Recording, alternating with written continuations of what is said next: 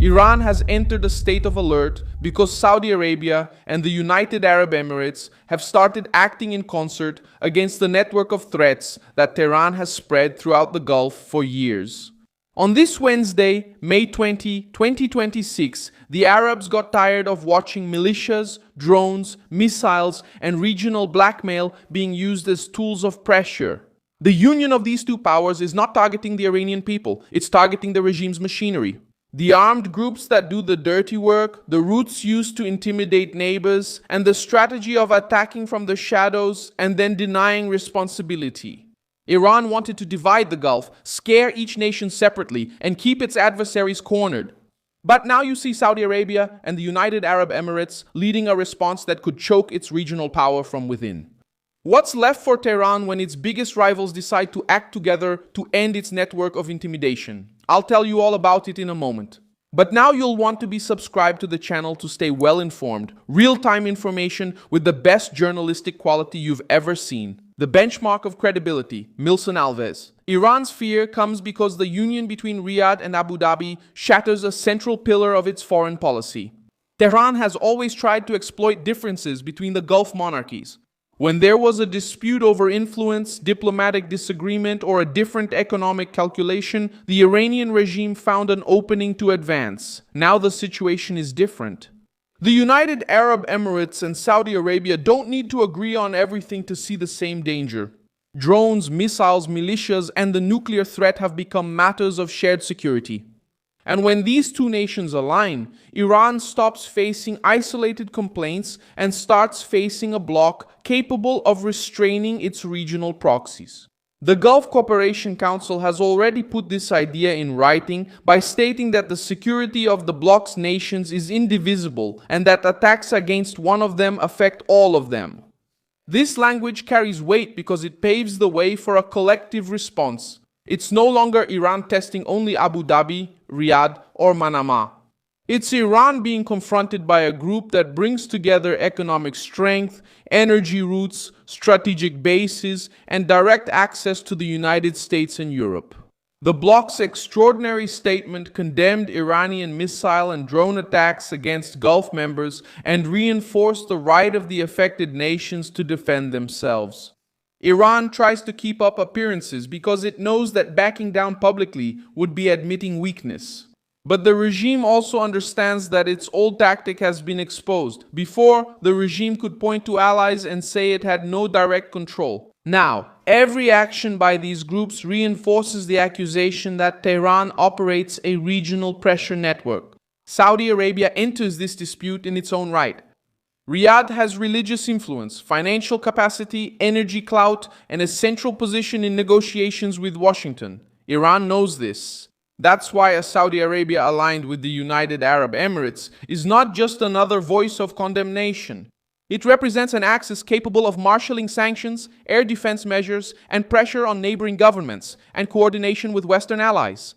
The very discussion about civil nuclear cooperation between the United States and Saudi Arabia has returned to the news, with Reuters reporting that a pact in this area was still under discussion and generating demands for guarantees. This issue bothers Tehran because it shows Riyadh seeking strategic technology while the Iranian program remains surrounded by suspicion. The United Arab Emirates are also not reacting impulsively. Abu Dhabi has built an image of stability, technology, commerce, and security. Any threat against its infrastructure becomes an international problem. Iran wanted to spread fear, but it helped Abu Dhabi justify a tougher stance. This is the trap that the regime set for itself. The European Union joined the pressure with the Gulf Cooperation Council. In a joint statement, ministers from both blocs discussed the damage caused by Iranian attacks against Gulf members, including against civilian infrastructure, service facilities, and residential areas. The statement also called for restraint regarding the Iranian nuclear program, ballistic missiles, and destabilizing activities in the region. For Tehran, this is terrible because it takes the Arab complaint to a broader forum and makes it harder to claim that everything is just a localized conflict. What Saudi Arabia and the United Arab Emirates are doing now is trying to cut Iran's operational freedom. This involves monitoring drone routes, pressuring governments where militias operate, increasing air defense, strengthening intelligence, and creating a single message. Any new attack will have a higher political cost. This kind of response doesn't need to start with inflammatory speeches. It begins with quiet coordination.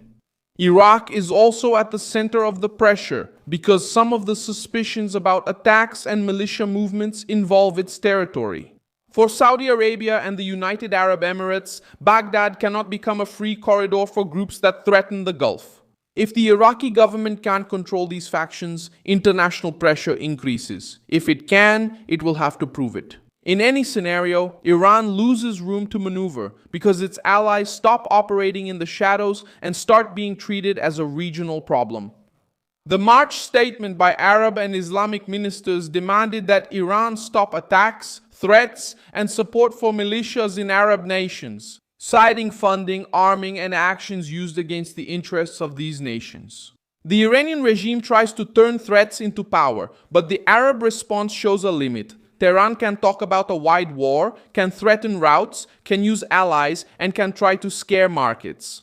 But now each threat helps Riyadh and Abu Dhabi to argue for a tougher response.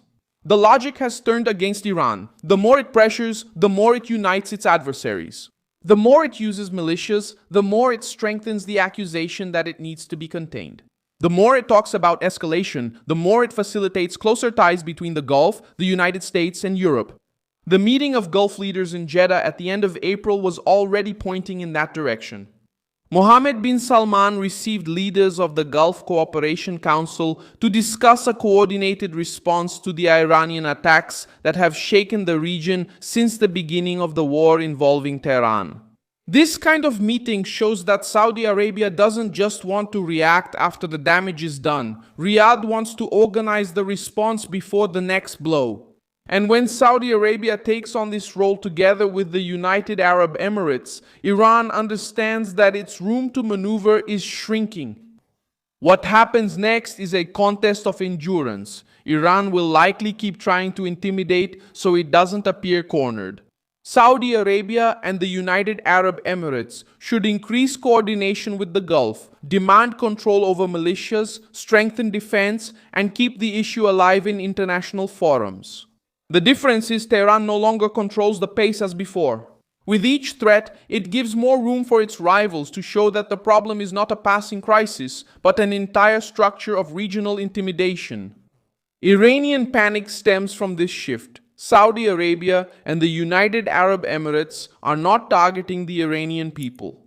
They are targeting the regime's machinery, the armed wings, the drones, the missiles, the intermediaries, and the blackmail that Tehran uses to try to control the Gulf. I am Milson Alves, International. And my purpose is to make sure you get the truth every day. The news links are in the video description. Leave a like on this video, subscribe to the channel, and at the end, check out the comments so you can be even more engaged with the Milson Alves community.